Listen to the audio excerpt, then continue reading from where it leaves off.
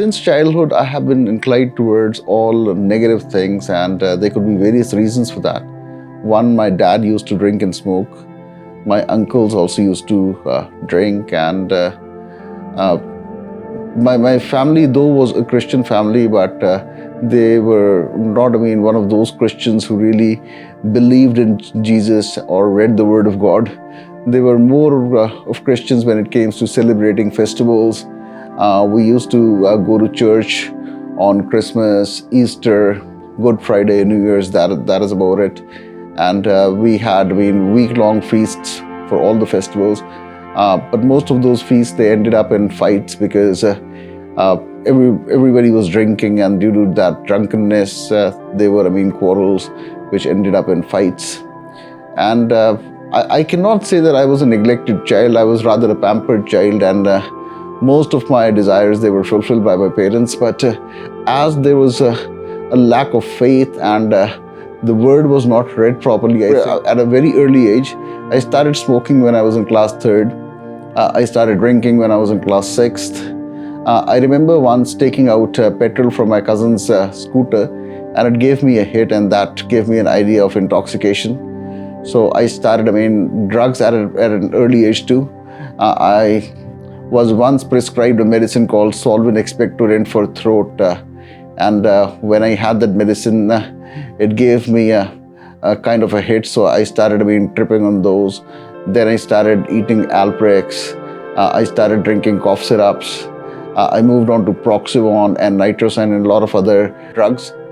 And eventually I left Saharanpur and went to Delhi, and I was exposed to harder drugs over there. I started smoking pot.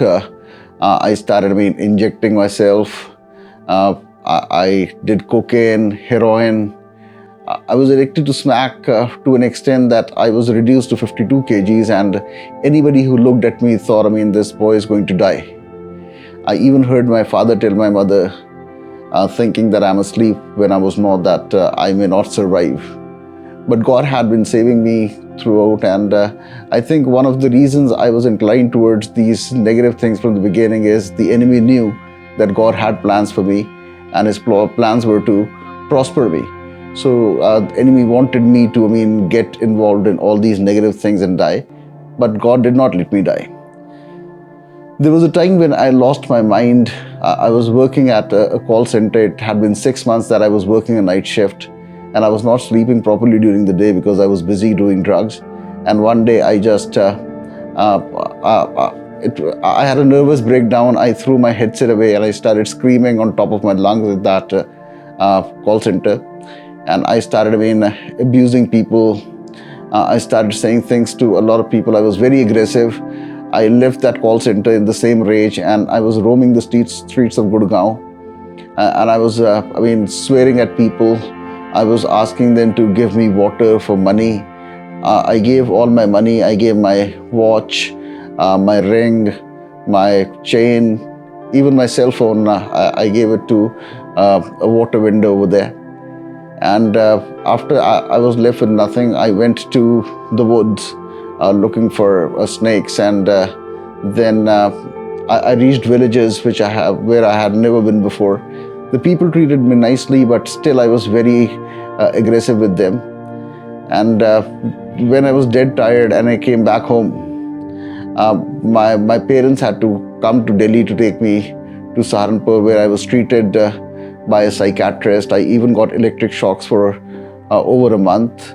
But I finally came back to my own self, and this time, everybody was confident that I had gone through so much, so I may not be doing any kind of drugs again. But as soon as I got another job and I started earning, I switched back to drugs, and this time the drugs were even more than what they were before. So my dose had doubled. I was trying all new drugs.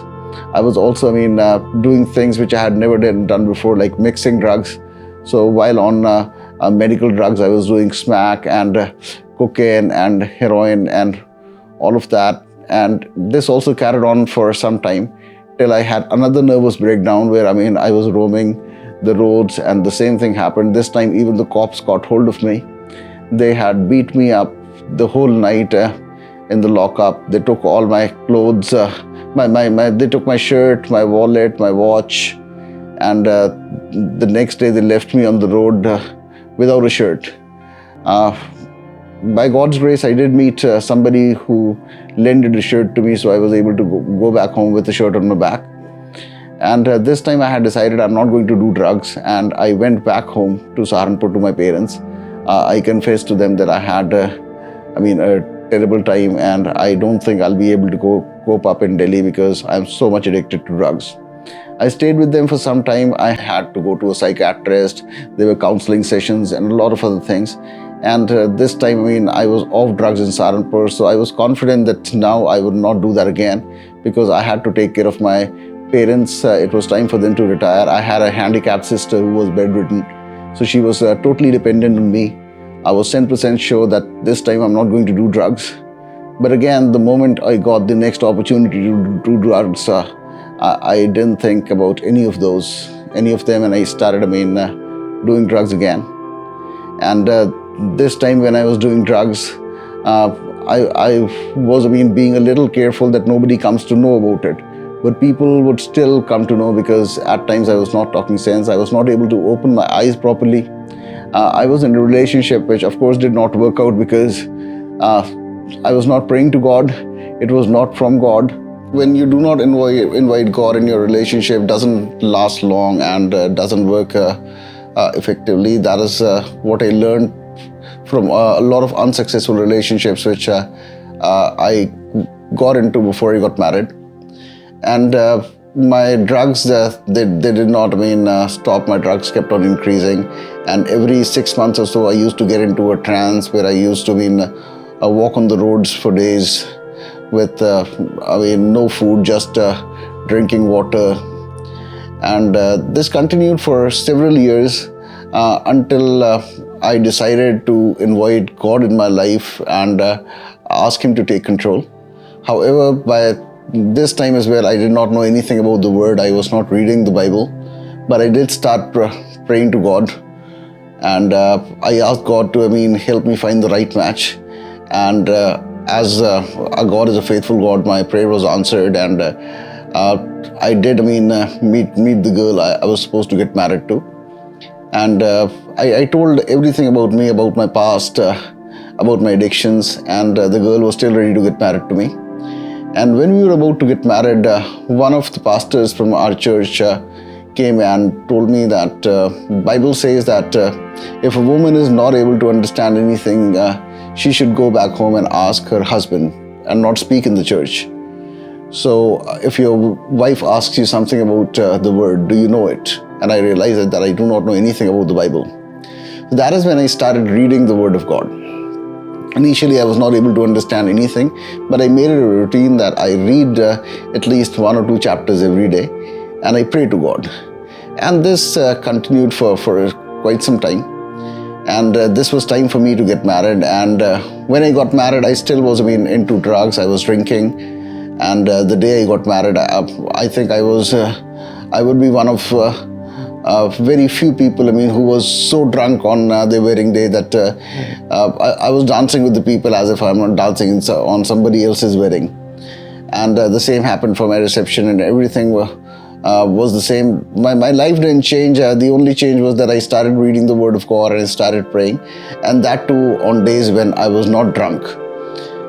So once we were called for a dinner at one of our relatives' place, and while I was busy drinking and doing drugs, my wife was sitting with the relatives, and they must have said something to her regarding my drinking and addiction that she did feel bad. And when I went back to eat food over there, I saw her crying, and I was moved. So I prayed to God and I asked God to help me get rid of drinking. And that day onwards, I did not drink. So this was, something very different for me, because for all the addictions, all my life, I had been seeing doctors. I had been to so many counseling sessions, but nothing was working for me. And this time, just a prayer worked, and I was able to get rid of an addiction which I had for over 20 years. So then I started praying to God for all my addictions. I told God that I am not able to take care of these addictions on my own. So please help me and deliver me from these addictions. So when I was praying for it, after a few months, I did quit. Smoking pot. I was not smoking pot anymore. I was still smoking cigarettes though.